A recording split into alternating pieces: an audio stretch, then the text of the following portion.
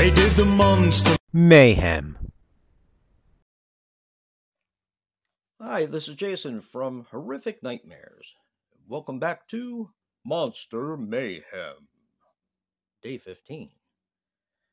Now, today we're going to be talking about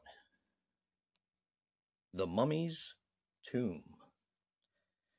The Mummy's Tomb is a 1942 film, which runs approximately 61 minutes, so it's a very short watch. Now, this is directed by Harold Young, who passed away on March 15th, March 3rd, 1972, at the age of 74. This stars Lon Chaney Jr. as Karis, or the Mummy. He passed away on July 12th, 1973, at the age of 67.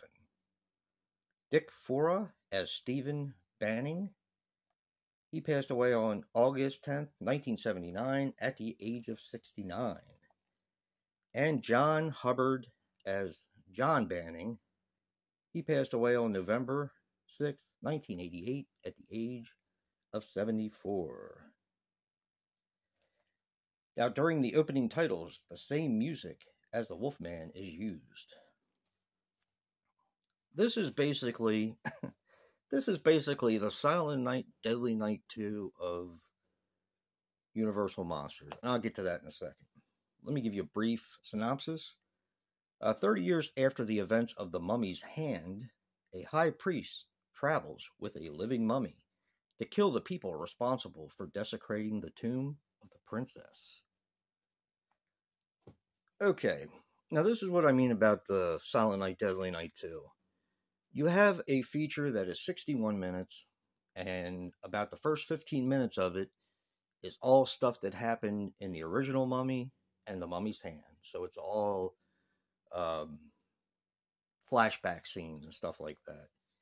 It's actually 15 minutes before you really, just about 15 minutes before you really get into the film, and that's a quarter of the film right there.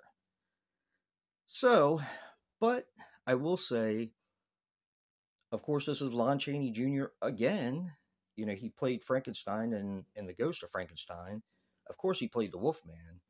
So now he's taking his turn as the Mummy. And I think he is brilliant as the Mummy. The makeup I like a little bit better than the makeup beforehand for the Mummy's Hand and also the original Mummy. You don't get that much Mummy action in the original Mummy. They do rectify that in the second and third one. Now, as I said, the makeup's really good. It kind of looks like, almost like it pays homage to the Italian zombie films. You can tell how they got their zombie look because it looks like a casting of the face or like mud or plaster that is covering their face. It's pretty cool. And that was one of the first things I noticed. This was actually, I think, the only Universal monster movie that I do not remember watching. Some of them I don't remember that well, but I know I saw them. This one, I just don't remember it at all, except for the first 15 minutes, because we watched The Mummy and The Mummy's Hand, which I'd already seen.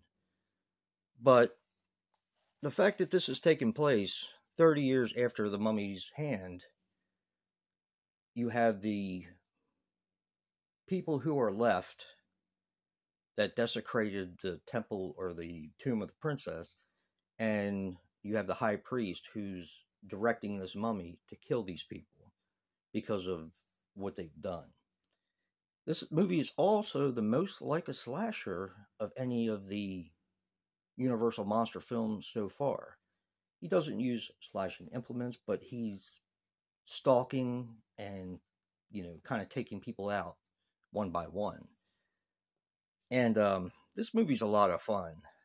It's, like I said, the first 15 minutes is just stuff from the first two movies. But once you get past that, it's a lot of fun. And I love the way Lon Chaney moves as the Mummy. Once again, he does a fantastic job. He's a little bit more burly and, a little bit shorter than Boris Karloff, but he moves a lot quicker. So when somebody's running from him, the threat seems more menacing. So, yeah, it's a lot of fun. This movie is just a ton of fun, and I really enjoyed it. I know Joe liked it too. Speaking of Joe, don't forget to check out his review of The Mummy's Tomb. And if you like what you see in here, hit that like button and subscribe. And until next time, peace.